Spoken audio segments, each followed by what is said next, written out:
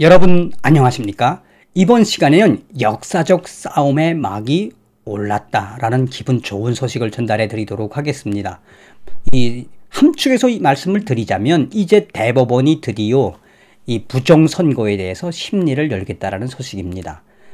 불과 열흘 전에 이 소식은 미국의 워싱턴 이그제미너가 짧게 소개를 해서 저도 왜 이제야 대통령 놀이 한참 하고 있는데 왜 이제야 대법원이 이거를 심리하겠다고 했지? 라고 반신반의를 했었는데, 이번에 더 브레이즌 뉴스가 이 소상하게 법원의 홈페이지를 통해서 공개된 자료와 함께 왜 위대한 싸움이 시작되었는지를 전하고 있습니다. 브레이즈 미디어는 15일 대법원 펜실베니아, 미시간 및 조지아의 선거 사기 사건 심리라는 제목의 기사에서 조 바이든과 민주당이 가장 피하고 싶었던 역사적 싸움의 막이 올랐습니다.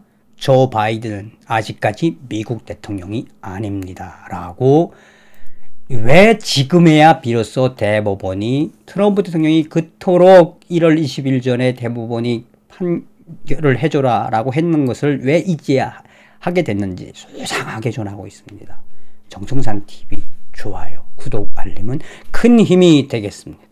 후원해주시는 모든 분들께 가열차게 멸고. 자, 서두에 말씀을 드렸습니다만 왜 대법원이 지금에야, 자, 이러한 합리적인 위구심의 본질은 뭐겠습니까? 미국의 대법원까지도 딥스테이트 세력들에게 혹은 거대한 그림자 정부에 함락이 되었나? 이런 위구심 아니었겠습니까? 그래서 왜 이제야 대법원이 심리를 하겠다고 하는 그 본질 쪽에 있어서 뭐 저하고 또 미국에 있는 분들도 뭐 공통적인 생각이었는데, 더 브레이즌 미디어가 이 대법원 홈페이지에 그 소상한 기소 내용들을 일목요연하게 정리를 해서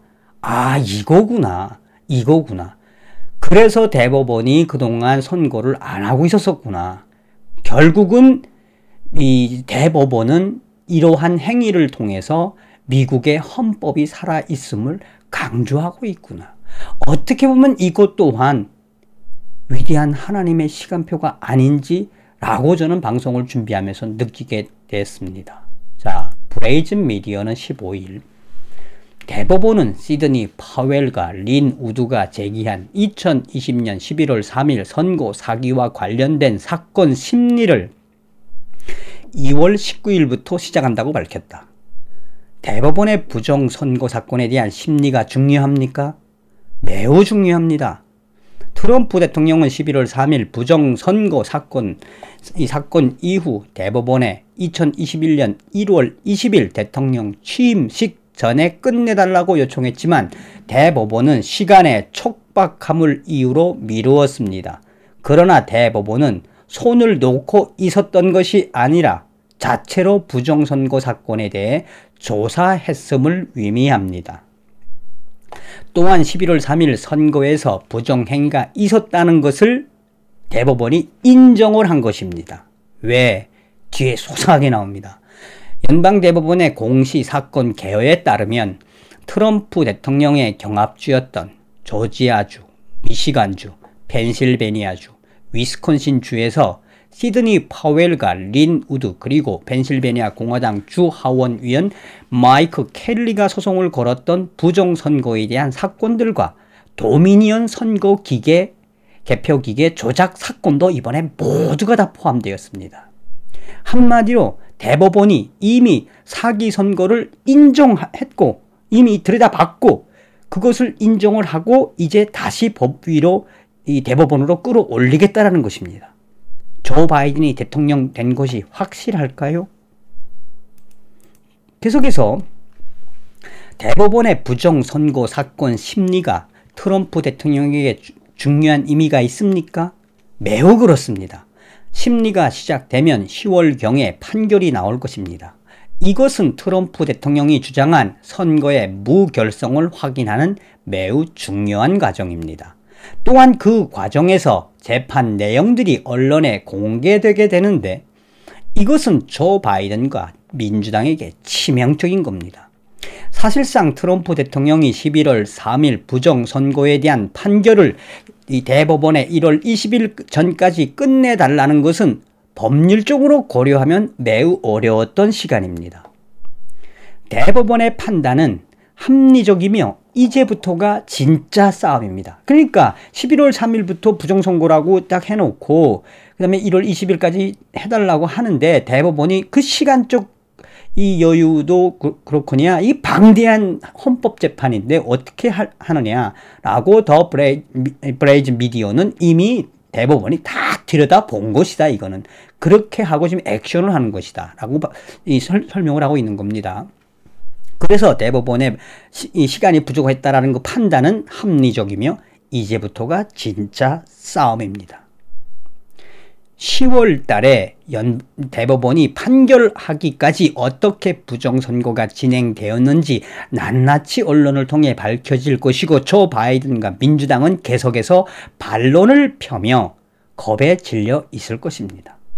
중요한 것은 우편 투표의 위헌, 선거 조작의 위헌, 도미니언 기계 조작의 위헌, 외세의 동참에 대한 행위 등 전반적으로 미국 역사에서 매우 큰 사건의 계기가 될 것이며 이것은 미국에 반드시 필요한 선거의 무결성을 확인하는 과정입니다. 그러니까 얼마나 대법원이 많이 스스로 조사를 하고 그걸 묶어가지고 이번에 이 심리를 하자라고 했다고 지금 브레이즈 미디어는 대법원과 객관적인 법률적 지식에 의해서 이야기하는 겁니다. 10월 달에 부정선거가 확실하다는 대법원의 판결이 나오면 어떻게 됩니까? 그야말로 소용돌이 속에 빠지게 될 것입니다. 대통령 선거 재투표할지도 모르겠습니다. 조 바이든이 퇴장할지도 모르겠습니다. 트럼프 대통령이 공식 대통령 등으로 인정받을지도 모르겠습니다. 이거는 여러 가지 사항들이 발생할 것입니다. 만약에 10월 말에 이 사건의 판결이 부정선거라고 난다면 이거는 역사적으로 모든 걸 다 갈아치우는 역사적인 것이 될 것입니다. 또한 대법원은 현재 이 사건을 매우 중요하게 다루고 있다는 증거는 이미 시드니 파웰과 린 우드 변호사가 제기했던 펜실베니아, 미시간, 조지아, 위스콘신주 경합주 이 사건은 이미 하급 법원에서 기각을 시켰던 사건들입니다. 또한 도미니언 투표 집계 회사는 시드니 파웰과 루디 줄리아니 등을 상대로 26억 달러의 명예훼손 소송을 걸었습니다. 그러나 이제 대법원이 이 사건을 통째로 심리 결정을 했다는 것은 문제가 많다는 것을 의미합니다.